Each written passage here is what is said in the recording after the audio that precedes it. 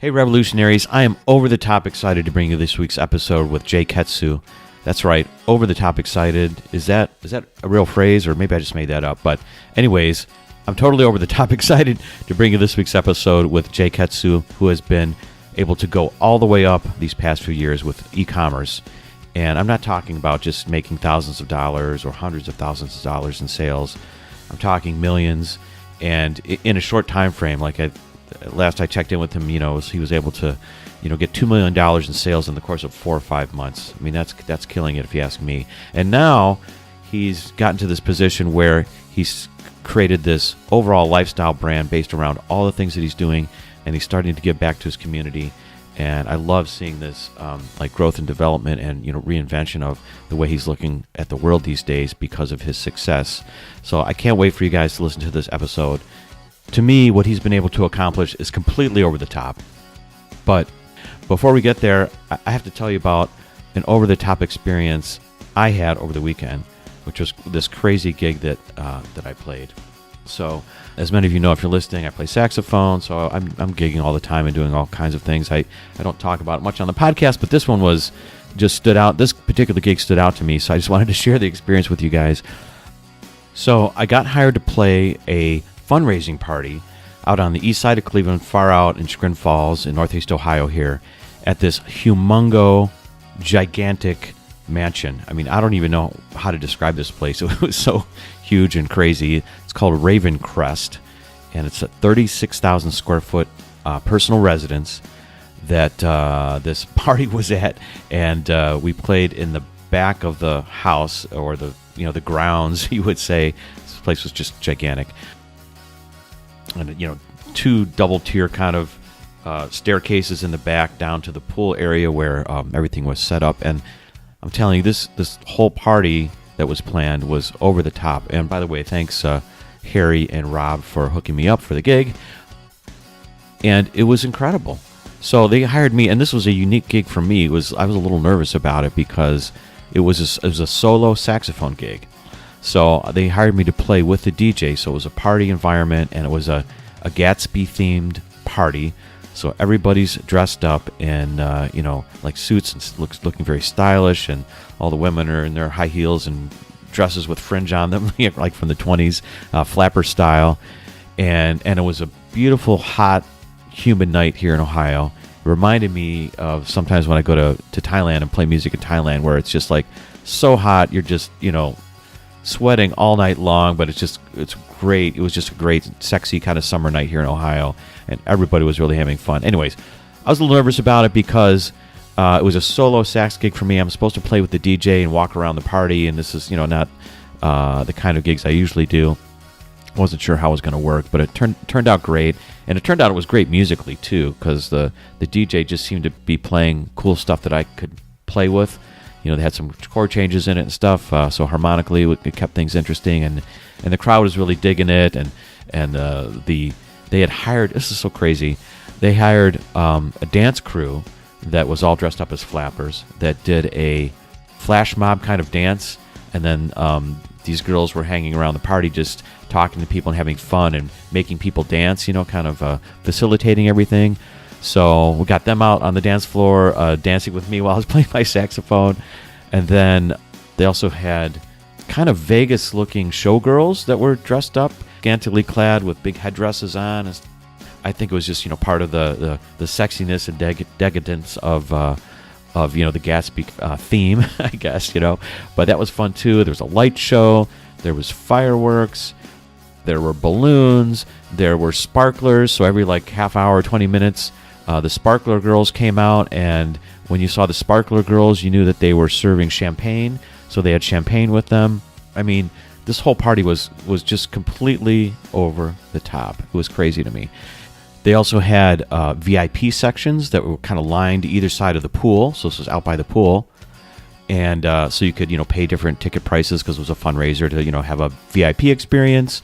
And so you could sit down, and they had couches, and it was really lush, kind of laid out stuff on either side of the pool.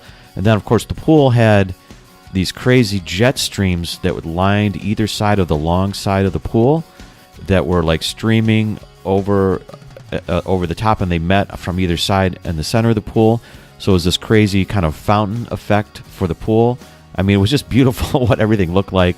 And it was just crazy. And I was part of the over-the-top part because I'm a live musician walking around playing, and people were getting a kick out of, when they heard the music and they heard some horn, and then they thought maybe it was just coming from the DJ, from the track, and they turned around and I'm standing there playing, and they were like, all right, man, So it was really cool. So I was enjoying myself of it being over the top for me, but then I was part of it too, which was kind of wild and mind-bending too, So, and it worked out great. So everybody was happy at the end of the night. But the reason I mention it was that, it's just a good reminder that, life can be over the top. It's just about making the right decisions.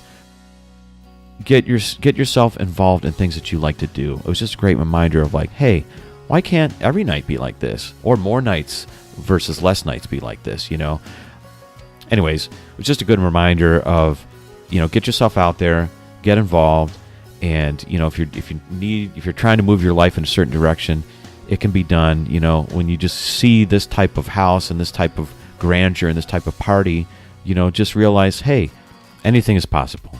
Anything is possible. So speaking about anything being possible, let's get to J Keitsu's episode, because this guy really makes me think that anything is possible with what he's doing. So let's get to it.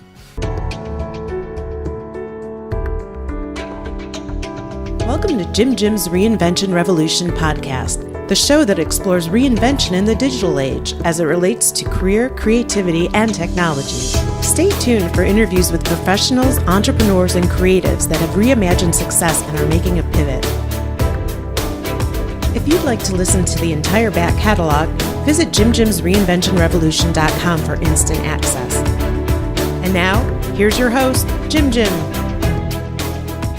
Hey everybody, it's Jim, and welcome to episode 34 of Jim's Reinvention Revolution podcast. And I'm talking today with J Keitsu, and we're going to talk about how to go all the way up with e-commerce and how to be the best b-boy that you can be. So Jay, welcome to the revolution. Hey Jim, thank you for having me. I'm super excited to be here today on your podcast, and I'm definitely happy to share with everyone here. Well, cool, man. Well, thanks for taking the time, and thanks for working through the mic issues and all that good stuff. We're all dealing with technology these days. But before we get into all that stuff, I have one burning question to ask you before we get started, and that is, how is the corn in Iowa? Oh my gosh. Tell me about it, man. Okay, so What's here's up with the thing. that? I've had corn in so many different locations throughout the world, and nothing compares to the cream of the crop Iowa corn during our peak season. Oh, really? It's just something about it. I don't know what it is. Even like in Mexico, like where they regard corn as like where you came from, pretty much, like right. corn gods. Right. Iowa, I think they would probably place us on a pedestal because the corn is so good here. Oh, really? Okay. Ohio, I mean, I'm in Ohio, and we have pretty good corn here, too. I mean, we're at sort of the edge of we're in the heartland, they call it, but we're kind of at the edge of the real kind of Midwest agricultural beginnings of the country. But I think Iowa's like right in the center, man. I mean, you're the leading edge, I think, when it comes to corn. And, there's this corn palace thing out there. Is that like a common thing that it's Saturday night and you jump in your supercar, whatever. What's that thing called? The NSX, I think it is. Anyways, yep. You jump in the car. Do you go to the corn palace? Is that a thing out there? No, not really. I mean, that's like I know exactly what that is. It's what is that for the people that are tourist attraction, but it's not even technically in Iowa. It's not. Oh, I thought it was. Okay. Is it close to you? It's like I'd say like a good 4 hours from here. 4 hours. Okay. I was thinking of the wrong location then. Maybe it's, yeah, okay. Maybe I'm completely off. Okay. I thought it was close to you for some reason. I was just thinking corn. I'm like, oh, maybe he's close to the corn palace. Maybe I just wanted you to be close is what it boils down to. Okay. Anyways, well, thanks for sharing that. And the reason I bring it up is that it's just amazing to me that, these days, location really used to be a thing in terms of getting into technology and figuring out how to do stuff online. And, scores of people over the years, last 20 years, let's say, have been moving to Silicon Valley to, for the venture capital scene and all that kind of stuff. But nowadays, being an entrepreneur and starting businesses, especially online, obviously you can do it anywhere. You're in Iowa, I'm in Ohio, and, we're digging into all this stuff. So it's it's really cool thing, and I just wanted to kind of again get that message across to the people out there that are, interested in being, part of the reinvention revolution, or thinking about doing different things. You may or may not need to move or whatever. It's just about getting around the right tribe of people to figure it out. So, anyways, speaking about that, so tell me what you're doing with All the Way Up these days, real quick. What are you into these days? Yeah, so All the Way Up is transforming into basically a massive lifestyle brand. So the studio is just one aspect, and the studio consists of like hip hop and breaking. Those are both like forms of dance that we do. And then it's basically a social enterprise reaching out to the local community and bettering the community. Since for me, like hip hop and dance, like all that whole world, it's always been there for me. And that's what I used for my passion to actually translate into business. So now All the Way Up is just a giant, not just dance, but it's also like apparel and soon to be supplements as well. Oh, really? So was All the Way Up, was that around before you got into e-commerce, or how do you, is that like a recent thing, recent development? I'm just trying to understand it, because, we met, which we'll talk about in a second, a couple of years ago or a year and a half ago now, kind of on an e-commerce only basis, and I thought that's what you were doing. But were you doing other things all the way along under All the Way Up? No, I wasn't. So, I mean, All the Way Up has been a more recent development as of like late 2017. Gotcha. Okay, that's when I started actually I decided to buy the domain name allthewayup.com for the premium price. So paid that, and then I decided to just kind of run with that, just because it's a song is like a popular mainstream song that's burned into so many people's skulls already. So right. It was just one of those scenes that would be good for brand. Right, I gotcha. Well, I think it definitely fits, man, because it's you're in that scene, and I don't know if people that know you probably know that you're into hip hop, that you're into b-boy and dancing, but I just think that's such an interesting combination. And maybe we can talk about this for a second, like when I met you, because I want to get this kind of flavor out there. We met, let's see, gosh, it was late 2016, I think in October, at the Dropship Lifestyle Retreat, and it was in Kona, Hawaii. And I remember, I think when I first noticed you or saw you, we were on some bus trip to some one of the parks or something.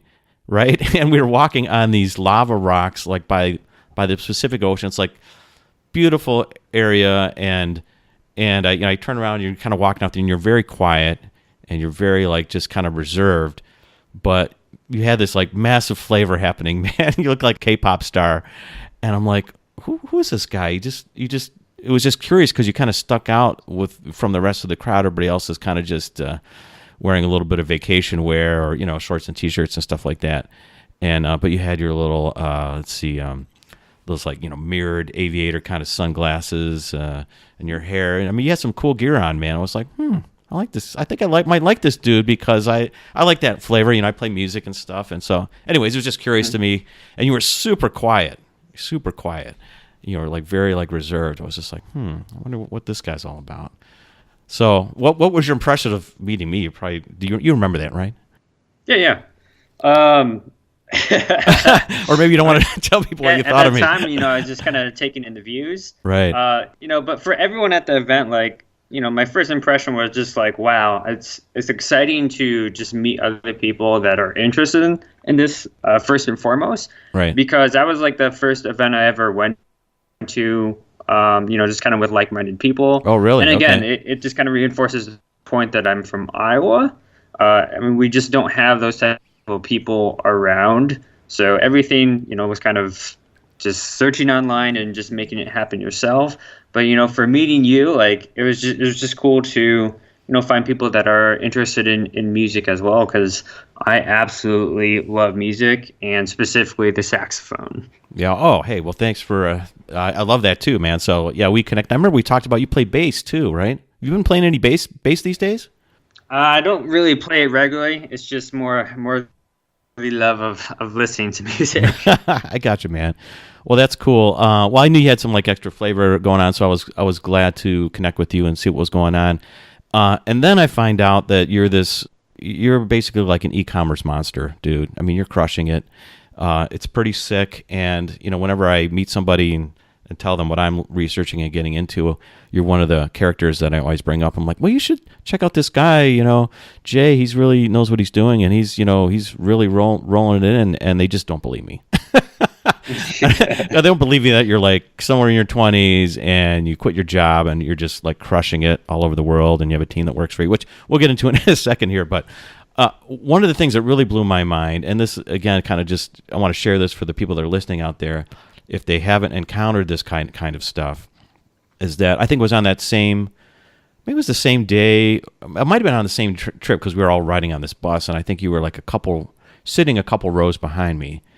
And I was totally new to e-commerce and kind of the online digital world of making money. I obviously knew about technologies and the internet and those types of things, but and I hear people's phones are going off in little notifications and little beeps, like people are getting emails or whatever, which is fine, normal. You get notifications, but it was like this cha-ching sound. It was just like, oh, that's funny. Somebody's got their sounds on their phone where it goes cha-ching, cha-ching, right?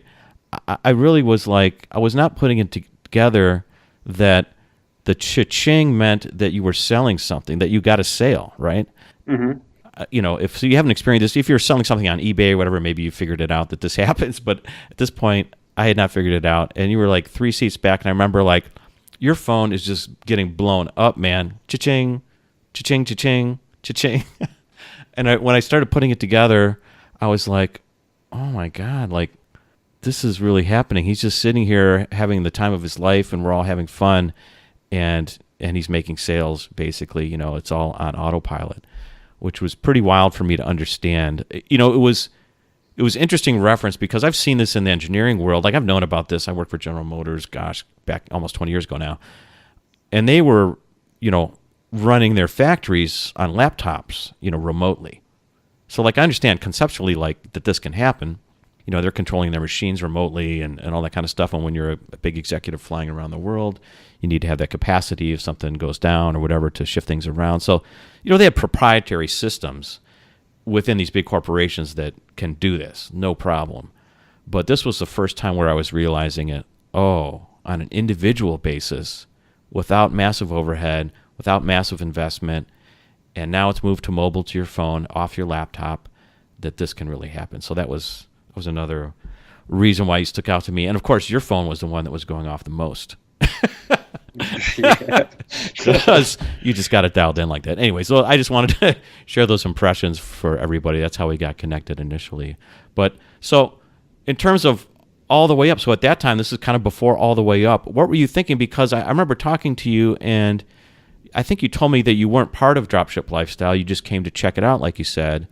And how did you find it? And what did you really get out of that first meeting when we got there? Yeah, so I first actually heard about Dropship Lifestyles because I actually ran a dropship store before that, in which I sold through a company called Empire Flippers. But you did? The seller, when we actually met in person, just to kind of go over the business, he mentioned Dropship Lifestyle, and that's how he was starting to get into dropshipping. So about a year later, I mean, the conference or the retreat came up, and I was like, well, I'm not part of the community, but tickets are being sold regardless. So I just decided to buy one and see what happens. Right. Yep. And that's basically what I did. Yeah. What was the second part of the question? Well, what was your impression when you got there? Like you said, it was great to find all these like-minded people, but was there something that really that you got out of it or took away from it where you were like, that kind of opened up some doors in your mind? Yeah, I mean, I was actually kind of going there to acquire more knowledge, but instead I came out with beautiful friend connections that are still in place today. So a lot of the people that I met there, I'm still talking with regularly, and we've been great friends since then. We've shared strategies that we've learned over time.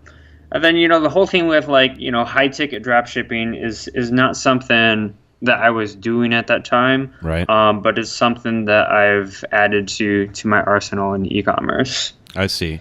Well, that's a good segue maybe. Why don't you explain to people kind of your idea of e-commerce and what high ticket means, what low ticket means, and kind of how you think about your business, Yeah. So there's two, types of e-commerce, and that's low and high. So low is, more like impulse buy items. So items that are typically anywhere from, $3 all the way up to about like $100.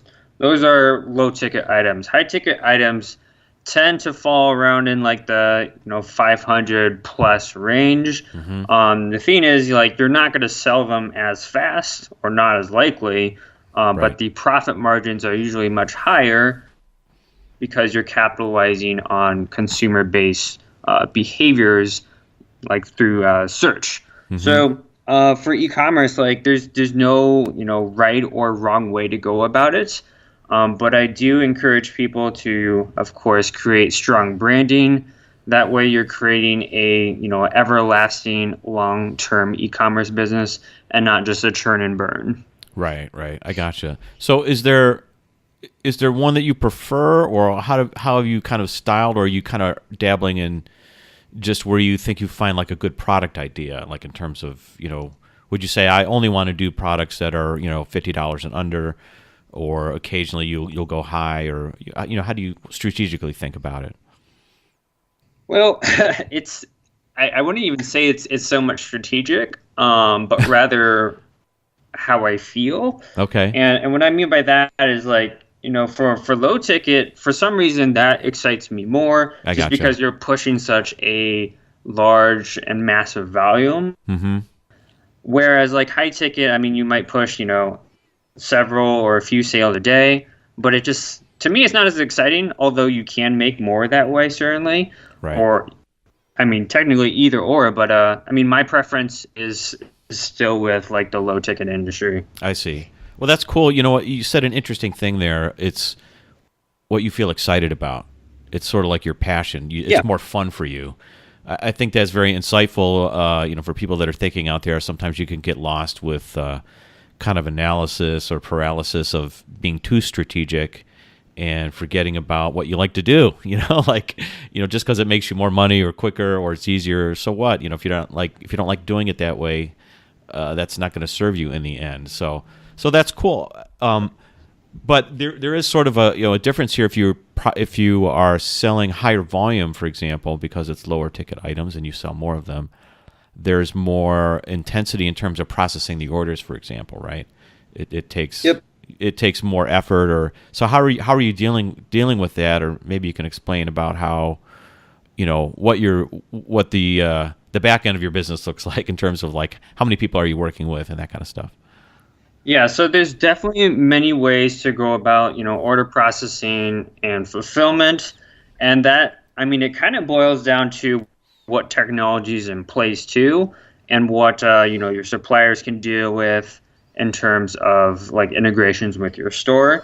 So, I mean, it can be actually very, very simple, as easy as like exporting a CSV file, and then the supplier receives it, and then they give you all the tracking numbers back, or they automatically upload them for you. So it can literally be that simple. Or, a common, method nowadays is, for the low ticket industry specifically, is having a VA, kind of process order by order on a site called like AliExpress, which you buy, items for, cents to a few dollars, and then they have to place the order on that site itself. Right. So that's a little bit more time consuming. But again, if you have like a team in place, that's something you won't have to deal with. Instead, you can focus on growing your business rather than doing repetitive tasks. Right. But when if you're just getting started, obviously you're going to have to take kind of all of that on initially to kind of figure things out and figure out what you're good at, and before you kind of start outsourcing stuff. So is AliExpress, is that something that you use to source your products from? Is that kind of the style that you like? Because they lean towards lower end, low ticket stuff. Yeah, I definitely. It's a great starting point. It's not, the must starting point by any means, Right. but it's a good starting point to, just kind of find products to test out on your store I see. and see if they do sell. And I like to focus on, products that have mass appeal. But just like any, supplier, it's good to reach out to them, build a, solid relationship, and try to move off of that platform, because it's just cutting into the speed of processing. So if you can, give that like CSV file, by any means, try to get to that. Right, I gotcha. Yeah, it's a good starting point, but if you find something that's really profitable and works well, then you want to kind of probably cut out that middleman to make sure you have the relationship with the actual manufacturer. It makes sense to me. Yep, Yeah, absolutely. just because Express could change their product mix, and all of a sudden, wait a second, my favorite product isn't available anymore, or something like that. Exactly. Yeah, that wouldn't be good. Well, cool. Well, you know what? Let's rewind a little bit, because it's you've kind of built this business up over, let's say, well, how long have you been doing e-commerce now? Maybe like 4 or 5 years, I think, something around there. Yeah, since 2013, that was when I first made my dive into e-commerce. Okay, so explain for everybody, because you didn't have a specific background in e-commerce as far as I remember, and what were you doing beforehand, and why did you get into e-commerce even? Yeah, so beforehand, I was actually working at a company called GoDaddy. I'm sure a lot of you out there know of them. They're kind of like the Walmart of domain names. Right. They host about like a third of the internet. So I used to work for that company. It didn't help me out with like the e-commerce world whatsoever. I mean, it got me familiar with some like internet terminology. Mm-hmm. Beyond that, I mean, it all started for me with a book called The 4-Hour Workweek. Oh, okay. By Timothy Ferriss, with I'm sure many of you guys know, but right. It was just me sitting down in Barnes & Noble and reading that book literally in one sitting, and I got excited, and then I was like, oh, I'm going to do e-commerce. Oh, wow. That's crazy. You know what? I read that book too, and it was a real life changer for me too. Just kind of opened my eyes and be like, yeah, maybe I really need to look at life differently. Whether you want to do e-commerce or not, I think there's a lot of concepts in that book that kind of just wakes you up a little bit and says, Yeah, it's definitely an eye-opener book. Yeah. That's what it's meant for. Right. That like, I think that's what's so interesting now that we have this connection economy out there, that you can really design, a different type of lifestyle if that's what you're interested in. I came from the corporate world and spent, I don't know, 15, 16 years in it, which is cool, and it served purpose. And at the time I got out of school, that was kind of the thing that you did. That was maybe the most, that gave you the most opportunity or good experience to try things. But nowadays it's sort of the world's wide open with all these things. So, okay. So you read the 4-Hour Workweek, and what happens next? I mean, you don't just go in and quit your job the next day, right?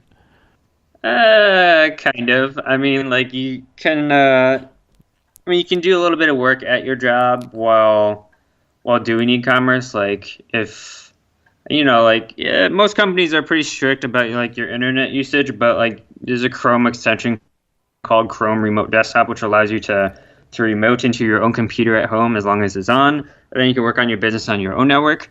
Right. But yeah, I mean, kind of was like that. I just decided to make the leap.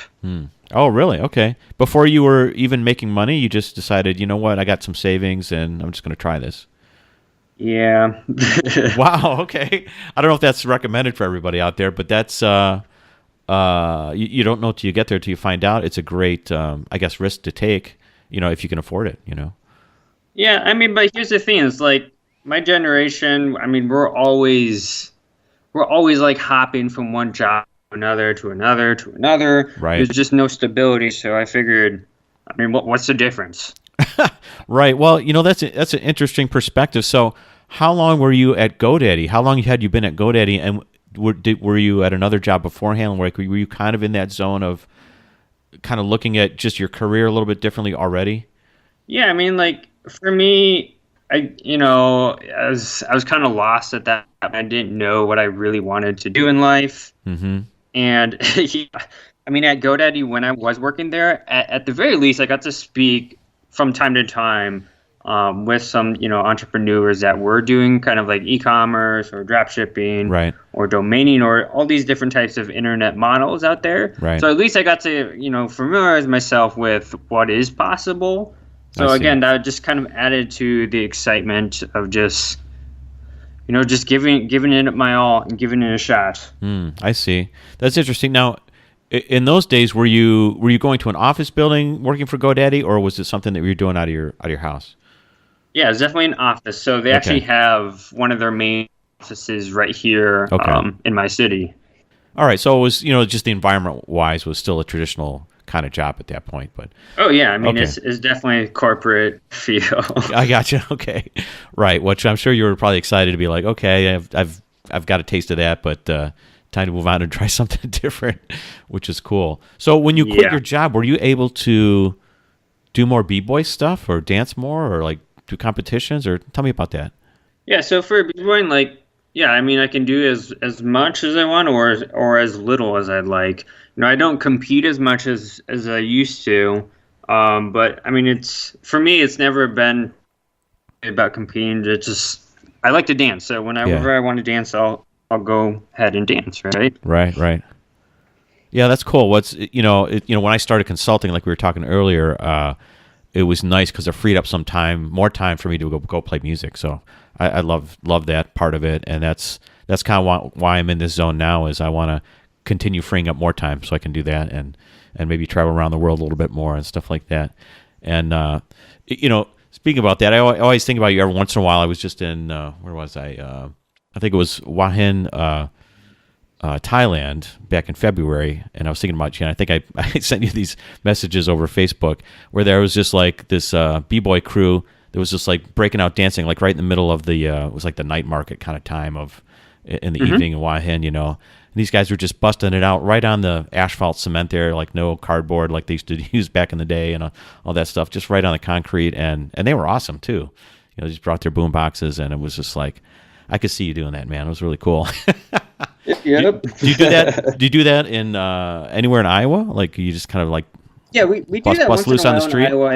If it's a nice night out and we're all feeling it, sometimes we'll just get down in there's like a Ped Mall here that we do that at. So we just get out the music and just start having a good night. Yeah, that's really cool, man. Oh, I love it. So, all right, so you decided to dig into it. Did you have how did you go about learning it? It's not like you went to school for this. Did you take a bunch of online courses, or you just started reading and watching YouTube videos, or how did you train yourself? Because you didn't go to school for marketing or digital marketing. I don't even know back then, or even now, if they have they have some courses now, but it's not. Things are moving so fast. I don't know how fruitful that is to kind of go to school for it. Yeah, so no school for me for anything related to what I do now. No courses. YouTube was still very, very limited back then. I mean, all I really had to work off of was, just Google search and, some articles that I'd read from, here and there. I see. Other than that, I mean, it was literally, trial and error. That was my mentor. So just learning from all my failures, which they were, right. A ton of failures on my journey to get to where I am today. But again, like every failure taught me a new lesson. So again, it was pretty much just articles. And then like in 2016, that's kind of when I really, really, really blew up from my past business. All I did was, again, read an article in the Huffington Post and one webinar that I just simply attended. And it was just one tip that was like, oh, let's try this. And then I tried it, and it made a difference for my business. Oh, wow. Well, can you tell us what that was? Yeah. So it was for Facebook targeting. It was literally just targeting a whole country instead of diving down into like interests. So I would literally just, for instance, select the United States, and I would leave all targeting options alone and just kind of let Facebook optimize for my audience. And it worked for me. Oh, interesting. So how does that work out algorithmically? Like how is Facebook making the decisions then if you don't overtly tell them about what you're trying to do? Yeah, so Facebook works in a creepy, like NSA-like way, Right. where it takes all of the data from all your visitors, what pages they visited, and ultimately if they purchased. So if they purchase, then Facebook's going to kind of hash the data together based off that existing customer and try to find you more customers like person A. And then it's just going to continue to it's like a snowball effect. So the more you get of like the purchases or the customers, the more data that Facebook will have to work with. I see. And they'll be able to find more, basically what they call lookalikes of your existing customer. Ah, I see. Okay. Well, that's interesting. That's a great tip too. So yeah, I would think that I have to do all the work and figure out all those demographics and be super targeted. But yeah, that's good to understand that Facebook can do that for you, or once it starts, it can ramp up fairly quickly. Which reminds me, I remember before going to the DSL retreat, like a few months before. It's another reason why you stuck out in my mind was you started posting. I think in the group, there was a Facebook group for the DSL retreat, and you started posting screenshots of, hey, I'm coming to the retreat, and this was like in, I don't know, maybe July or maybe early August or something, of a store that you put together because you knew you were coming to the retreat. Do you remember this? And you started posting screenshots of your sales volume. And I think it was within I think I posted one when I reached no, it had to have actually been like right before the retreat, because right, exactly. I didn't hit that million mark till October. That's right. So it would have had to have been pretty close to the retreat date. So I didn't buy the ticket till late either. Oh, really? Okay. Because I was like, I really was like, I really didn't know what I was witnessing. I was like, look at this. I'm thinking like, wait, you put a store together? Because I had already joined DSL and was struggling with trying to put a store together. And it's like, wait, this cat put a store together, and his target is to have $1 million in sales by the time we meet at the retreat. And you kept posting your screenshots, and I'm like, my mind is melting because this is insane. Like, right.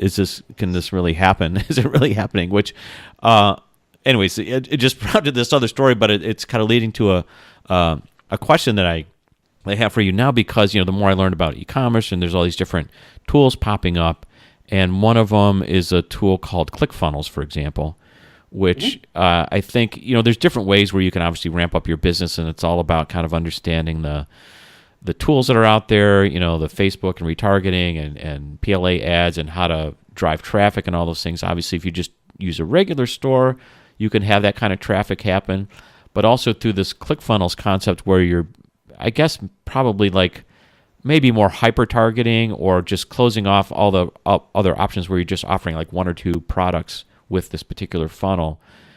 Are you kind of moving to those models now, or is that part of your business, how you think of it? Or and what do you think I think the rapidity of the sales, like you can kind of almost do like $1 million in sales like in a week now with like the right funnel, for example. Like, are you seeing this in your own business? Yeah, so here's the thing about like ClickFunnels. I mean, that's another technology out there that allows you to basically to do what you see is what you get. That's the type of editor it is. Okay. But the thing about ClickFunnels is like it wasn't meant for e-commerce, but people have basically kind of retrofitted ClickFunnels for that purpose. I see. So you can customize it to your liking, and you can do what's cool thing is called a split test, where you can literally send them to the same URL, but you can have two separate different landing pages, or you can split test different like text or images, all sending to the same exact page. So it basically is something that helps you optimize your sales funnel process. Whether it's better or not than, let's say, Shopify, right? It's up in the air. Sometimes it's better, sometimes it's not. It's just one of those things that you have to test. But I definitely am a ClickFunnels user. I use it not only for info marketing, but also e-commerce as well. Oftentimes I do find it better, but it's not always 100% the case. Yeah, it's probably kind of just based on the product or the market kind of you're looking to target, I would Right, guess. right. Just another way to do it, I guess. It's just kind of interesting to me as I kind of just continue to discover all these things. And it's like, oh, maybe I'll do that because now that I have the podcast, maybe I would be interested in kind of, offering some other kind of information products out there for people. So I'm kind of looking into that now a little bit just for myself.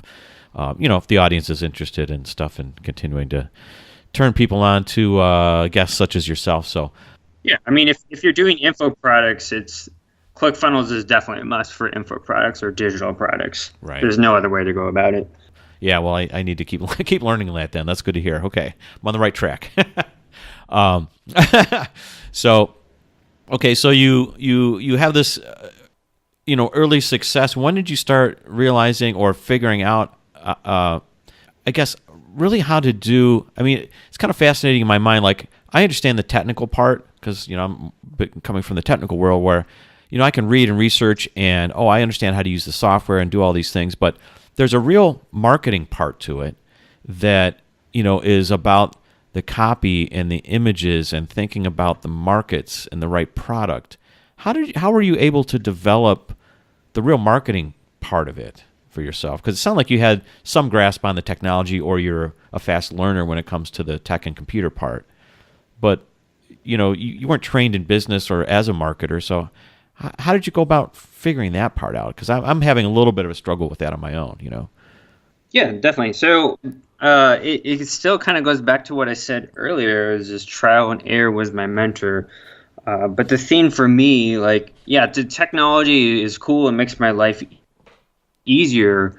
But the thing is, a lot of people stick in the learning phase for too long rather than implementing what they do know. Right. But by implementing things very quickly, you also learn very quickly from any possible mistakes that are out there. So for me, it's just simply analyzing the data that I do have, from advertising, however that might be, and then making the appropriate adjustments based off the data I get back.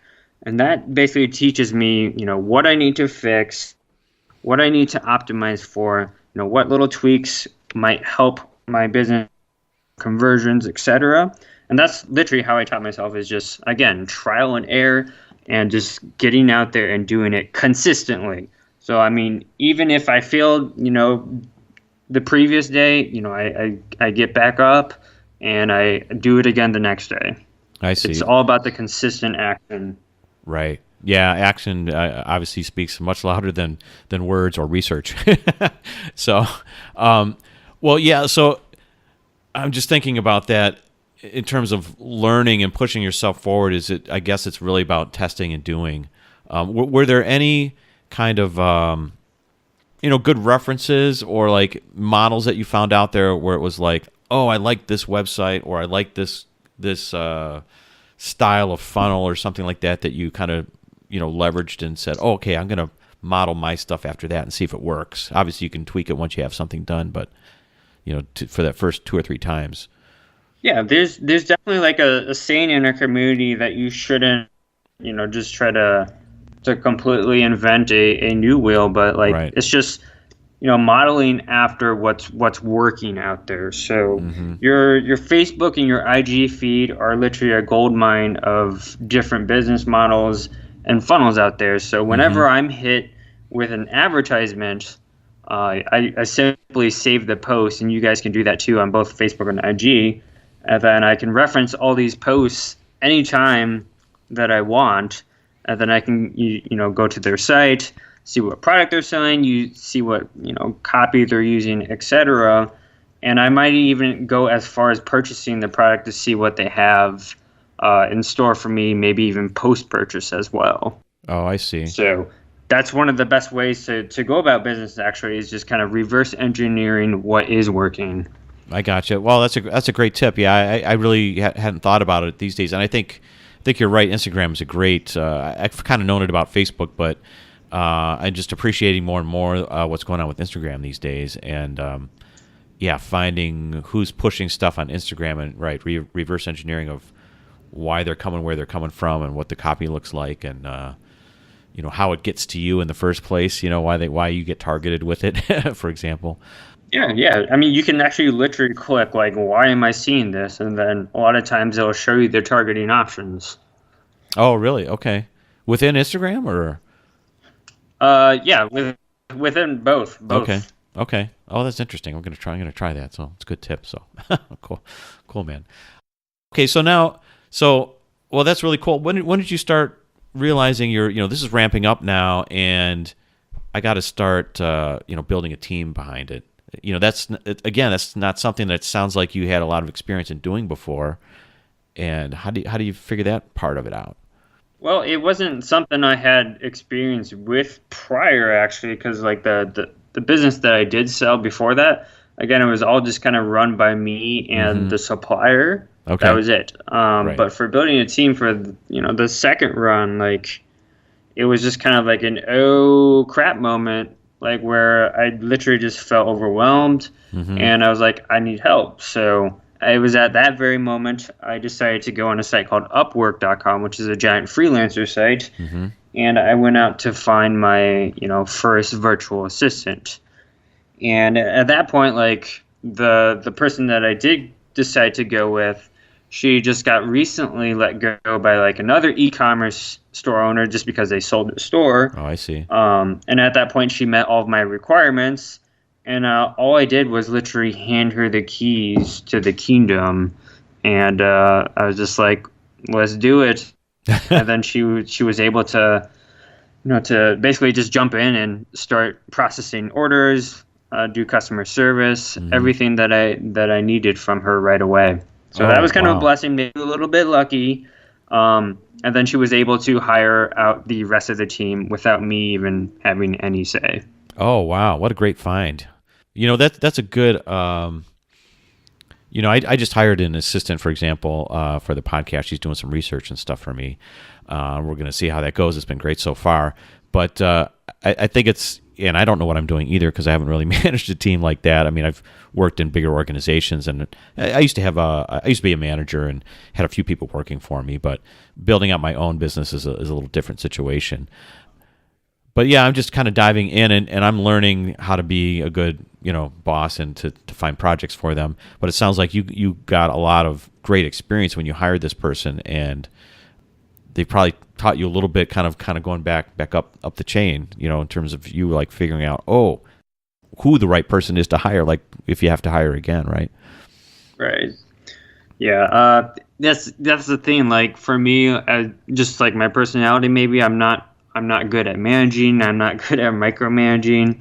Like even for the studio that we're coming out like with, my girlfriend she's doing all the managing. I see. I'm just doing some of the building and funding of the studio. I gotcha. So you had the idea though, right? It was your idea? Yeah. Okay. So you're like, I'll do the idea and then I'll do some of the hard work, but yeah, the stuff in between maybe it's not your big skill set. That's interesting. I feel I'm a little bit like that too. I mean, I don't mind doing some of the managing stuff, but it'd be great to have someone come in and do that part of it for me as well. So tell me a little bit more about the studio. When's that thing going to be ready? When's it opening? Are you going to have classes? Like, should I be flying to Iowa on the weekends to take a class, or what's going on? Yeah, so we're opening on July 14th, so that's coming up pretty soon. All right. More or less a soft opening, just because the availability of my future instructors is more available in starting September. So that's when we're really going to be pushing all of our classes. But for now, we're just going to kind of start off with like some breaking classes and just hip hop choreography classes. And after that, we're going to be adding kind of like some Zumba and fitness classes as well as other dance styles to the mix. So that will be exciting to see where it goes. Yeah, that sounds awesome. I've been enjoying just watching some of the pictures you're posting up there. I'm like, oh, that's a cool idea. So, it's like in the back of my mind too of maybe it'd be nice to have my own studio at some point, or even like I considered maybe like half podcasting, half music studio kind of setup, which would be kind of fun. Yeah, definitely. Yeah, it'd be definitely kind of fun if I can find the right spot and figure out how to get the right revenue happening behind it all. So still working on that part, but anyways, hey, we got a few minutes left in the podcast before we get out of here. There's always a couple questions I like to ask people that come on the show these days, and one is, in terms of technology, you're at the leading edge, the bleeding edge of the digital, marketing world in terms of figuring this thing out and figuring out what works for you. But is there something that you struggle with, or something that really kind of is, kind of weirds you out about what's going on? Or, how are you thinking about technology these days and how you see it changing, for example? For technology, for me personally, I absolutely love it. It's making my life easier. So whenever technology, solves a solution to any of my business problems, I'm all about it, and I'm all about testing new softwares out.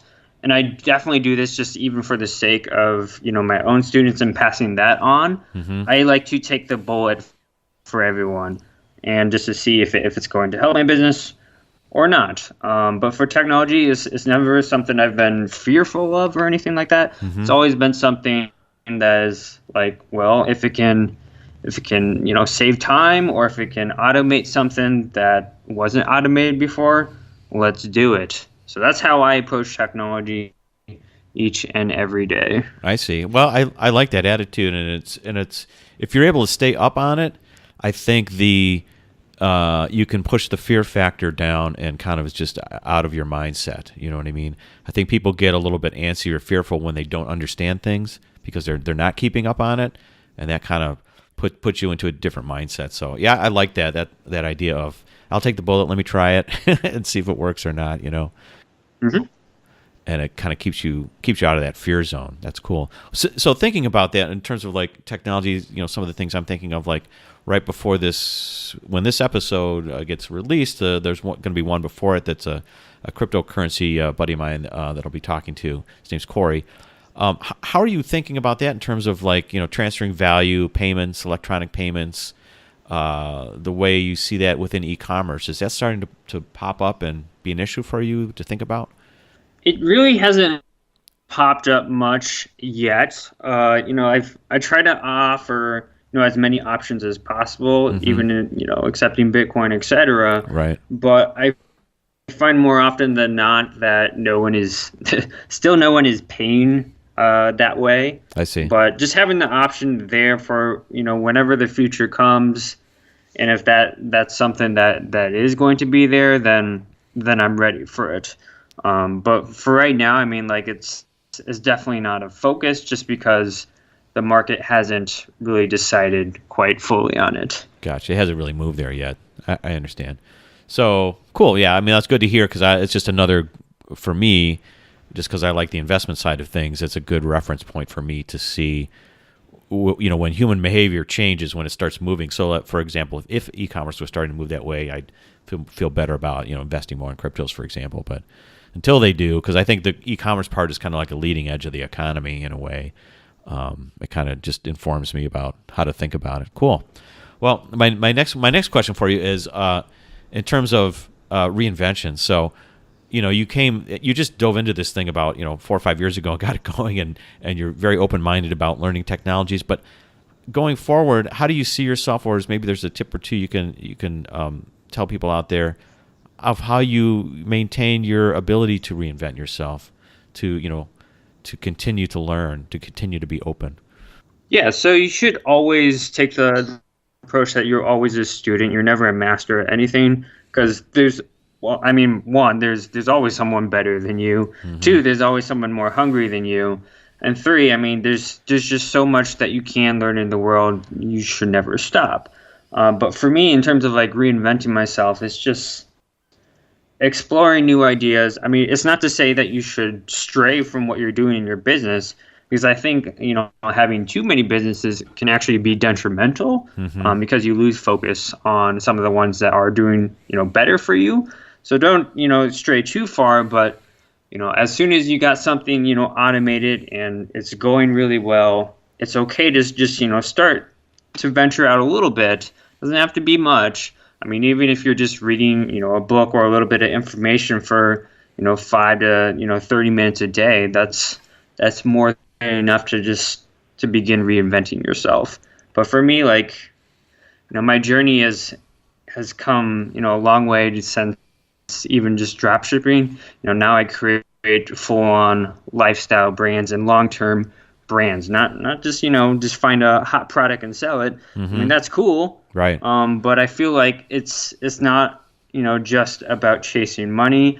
It's time to be more customer centric with the world, and try to find a way to give back to the world, not just sell products that are how do I say it, like kind of useless. You want products that are going to better the world, and if you can give back and donate to charities, do it. Right. I find that keeps me motivated each and every day. Right. Yeah, motivated, more fulfilled, and I think it's a great evolution. Hopefully everyone can get there in life. I mean, I think early on where you're thinking like where money is a real issue for you, it's like, I just need to make money. I don't care what I'm selling or what I'm doing or what kind of work it is. But as you move along in life, you realize, there's if you start looking at the longer term, trying to really develop some value around what you're doing, it's so much more fulfilling and interesting. And and everyone goes through those stages. Right. I mean, it's cool. Well, it's great to see that that's happening for you kind of in a rapid way now with the new branding stuff that you're doing, the lifestyle brand that you got out there. So if people want to reach out to you and learn more about what you're doing and what all your offerings are, which you should mention, I think you mentioned a little bit earlier that you do some e-commerce training and stuff as well. How do people get in touch with you and dig into it? Yeah, the best way to just start learning is just go to allthewayup.com. I mean, that I know I stated, it's apparel, supplements, and a studio as well, but it's also for learning, digital programs as well. So allthewayup.com, or you can find me on Instagram, which I'm pretty active on at the handle J Keitsu. Okay, very good. And so I'll be watching your Instagrams because I love all the food pictures that you post. So, so I'm hoping someday we can get together and share some noodles or something like that. That'd be fun thing to do. Definitely. Okay, hey Jay, thanks for being on the show, and catch up with you, and look forward to what's coming next for you. Hey, thanks for having me. Okay, see you guys. All right. Thank you for listening to Jim's Reinvention Revolution podcast. If you want to hear more, join our mailing list at jimjimsreinventionrevolution.com. See you next time, and remember, the revolution has just begun. So dig in, embrace the process of reinvention, and start realizing the success you've always dreamed of.